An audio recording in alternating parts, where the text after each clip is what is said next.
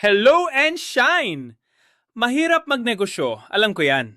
Pero mas mahirap kung ibubuhos mo ang buong 30 years ng buhay mo sa parehong work, tapos pagdating ng retirement, nag-aalala ka kung alin ang unang mauubos, ang retirement fund mo o ang oras mo habang buhay ka pa. O kaya naman, nag-retire ka pero umaasa ka na lang sa tulong ng mga anak mo. Real talk lang, kapamilya, kapuso at kapatid. Mamasukan ka man o magnegosyo, pareho silang mahirap. Ang pinagkaiba lang ay ang ending. May isang quote in a book na sabi ng author, "Starting a business is the hardest thing you will ever do. Growing it will be the second." Napaisip ako kasi totoo naman. Pero ang mas tumama at tumpak sa akin, sinabi rin niya na kung gagawin mo ang pinakamahirap na bagay sa buhay mo, dapat ang reward ay aabot hanggang sa apo mo. Hindi lang dapat katumbas ng sahod o ika-13 month pay. Doon ko na-realize na matagal na tayo nabebentahan ng maling paniniwala. Lagi kasing sinasabi sa atin na tiisin mo na lang ang trabaho mo dahil mahirap daw magnegosyo. Parang ang trabaho ay madali at safe option. Pero tanungin mo ang isang taong 25 years nang nasa parehong opisina kung madali ba talaga. Tanungin mo kung iyon ba talaga ang buhay na pinili niya. Sa totoo lang, parehong mahirap ang trabaho at negosyo. Ang kaibahan lang, sa isa ikaw ang may-ari at sa isa ikaw ang empleyado. Tinatawag itong the equal suffering trap. Ang trap kasi nito, akala natin ang choice ay pagitan ng hard at easy. Pero hindi. Ang totoong choice ay pagitan ng dalawang klase ng mahirap. Hard with a life-changing reward o hard with a fixed salary na may expiration date. Pareho kang mapapagod, pareho kang mahihirapan. Ang tanong lang, sino ang makikinabang sa pagod mo? Here's a story of Kaloy. Hindi niya tunay na pangalan pero totoong tao siya. 44 years old siya, computer engineering graduate, pero hindi niya tinuloy ang engineering career niya. Naging professor siya at mahigit 21 years nang nagtuturo sa isang college sa probinsya.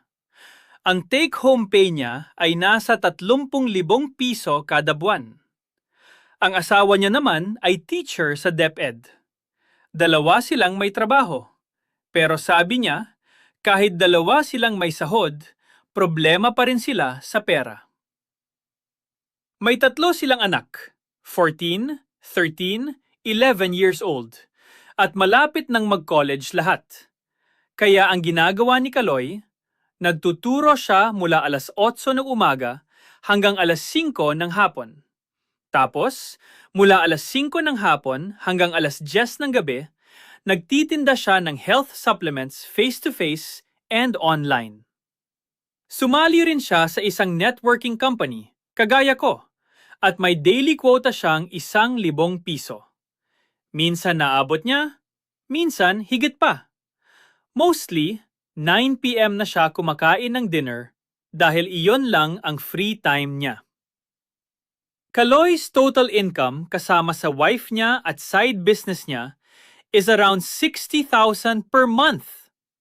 Tapos, when he was asked this question, paano ang dream house mo? Paano ang college ng 3 mong anak? Paano ang retirement ninyong mag-asawa? Tumahimik siya. Masakit pa rito. Gumastos na siya ng mahigit 100,000 piso sa iba't ibang courses, books at training programs. Brian Tracy books, writing courses at iba pa. Pero walang naging malaking pagbabago. Doon ko nakita na hindi naman pala program ang problema. Ang problema ay yung sistemang pinasok niya. Tinuruan siya ng skills pero hindi siya tinuruan kung paano makalaya sa paulit-ulit na cycle ng sweldo, bills at pagod. Matalino si Kaloy. Computer engineer siya at professor pa. Pero hindi intelligence ang problema niya. Ang problema, late niya na nang na-discover na parehong mahirap ang dalawang pinili niya. Pagtuturo at pagtitinda. Kapag tumigil siya sa pagtuturo, wala siyang sahod. Kapag tumigil siya sa pagtitinda, mawawala rin ang side income niya. Parehong mahirap. Parehong kapag huminto siya, hihinto rin ang pera.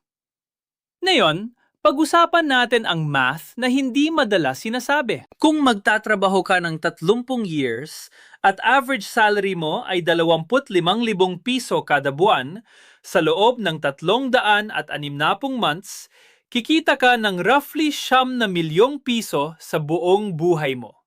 Before taxes pa yon. Pero pagkatapos ng taxes, renta, groceries, tuition, gamot ng magulang at iba pang gastusin, magkano ang matitira? Para sa karamihan ng Pilipino, baka wala pang 500,000 piso ang retirement savings after 30 years of hard work. Samantalang sa negosyo, may possibility ng compounding income.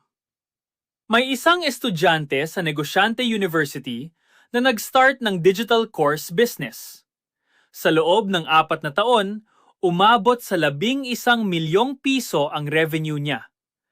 Digital products pa yun, kaya halos pure profit. Isang tao lang. Parehong pagod, pero sobrang magkaiba ang ending. At hindi ko sinasabi na piliin mo ang negosyo dahil madali ito. Hindi madali ang business. Sinabi ko na yan simula pa lang ng video. Ako mismo, naranasan ko ang hirap niyan. Pero isipin mo ito. May 2 pinto sa harap mo. Yung una, alam mo na ang nasa likod. 30 years ng parehong sahod, parehong pagod, parehong cycle. Yung pangalawa, hindi sigurado. Mahirap din, walang guarantee, pero may posibilidad na ang bunga ng pagod mo ay mapunta sa'yo at sa pamilya mo, hindi sa iba. Hindi ko sasabihin kung alin ang pipiliin mo. Pero ngayon, alam mo na kung ano ang nasa likod ng bawat pinto. The rest is up to you. See ya and comment unburdened below.